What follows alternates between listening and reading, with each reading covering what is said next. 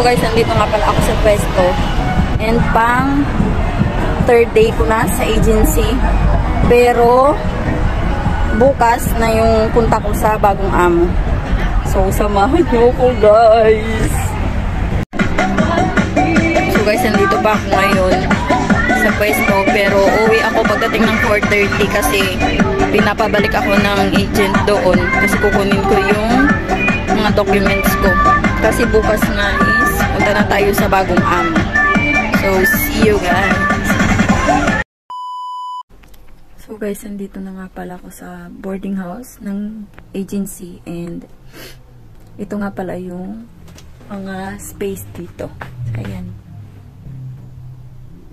So, may mga kasama nga pala kami rito. And ngayon, ako lang mag-isa kasi lumabas siguro sila. And nakikihiya akong kumain dito guys. So, bawi na lang siguro tayo bukas sa bahay ng amo natin.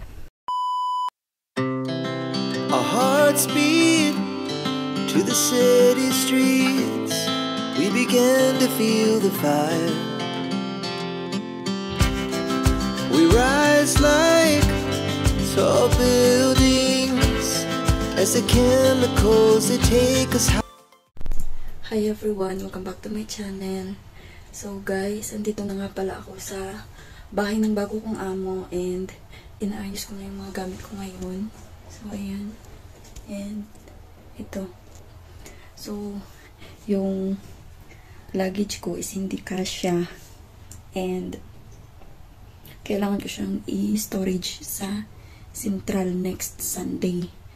And minamadali kong ayusin yung gamit ko ngayon guys kasi bababa pa kami mamaya kasi magdi-dinner sila pero isasama nila ako. So di ko alam yung nararamdaman ko guys. So guys, aalis na nga kami and magsusot lang ako ng jacket.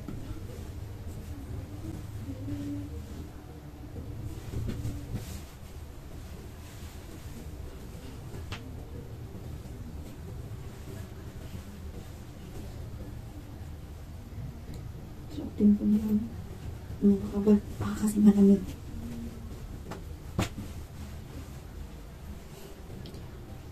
So, magchichinelas na. So, let's go!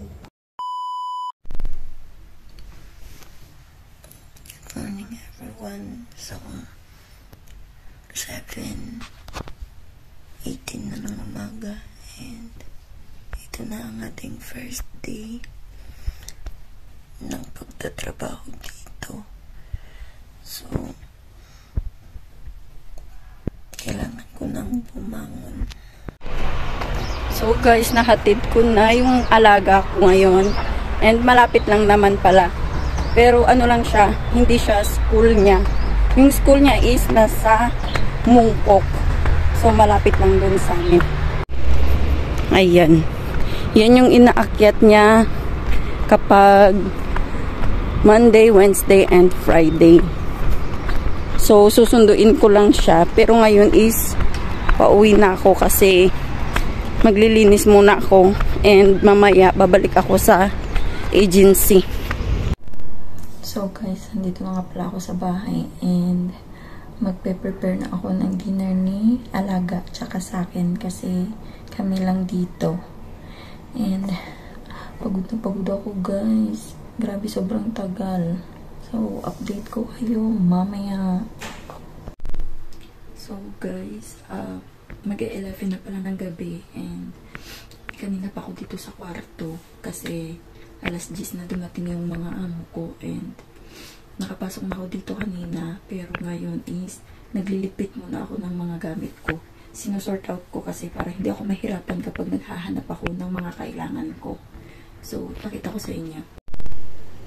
So, yan ang aking sitwasyon ngayon. Ayan.